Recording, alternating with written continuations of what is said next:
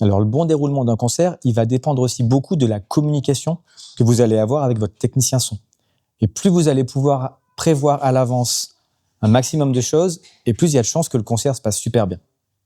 C'est pour ça que la fiche technique, elle est hyper importante. Et même cette fiche technique, beaucoup d'organisateurs vont vous la demander avant même de savoir s'ils vont vous programmer. Ça va être pour eux un moyen de pouvoir connaître vos demandes, vos besoins, et de pouvoir se dire, ce concert-là, je peux le faire ou je peux pas le faire. À la base, il y a plutôt deux éléments. Il y a la fiche technique qui va regrouper vraiment la partie technique, les micros demandés, le temps de balance, etc. Et il y a aussi ce qu'on appelle le rider. Le rider, c'est plus quelque chose qui va parler de la logistique. Par exemple, le nombre de personnes qui vont être sur la route, le type d'hébergement demandé, les restrictions alimentaires, tout ça.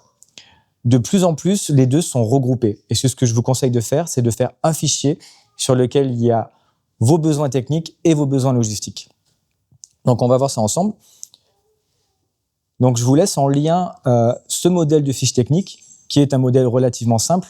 Vous pourrez bien sûr le complexifier à votre guise. Bon, ça commence par des infos très simples sur le nom du projet, le style de musique, pourquoi pas, la durée du set, ça c'est assez important. Essayez d'avoir une durée de set figée. 1 heure, c'est souvent ce qu'on demande. Ça peut être un peu plus, un peu moins. Les organisateurs vous demanderont, mais essayez de vous baser sur 1 heure. Les contacts techniques, tout ça.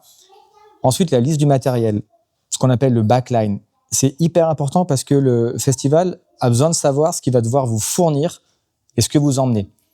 Donc, vous pouvez lister, par exemple, ce que vous emmenez comme instrument, comme appareil, sans forcément rentrer dans les détails. Et ensuite, ce que vous allez demander à l'organisation. Donc, par exemple, ici, on parle de la table de mixage de façade, le système de diffusion. Il n'y a pas forcément besoin de rentrer dans les détails.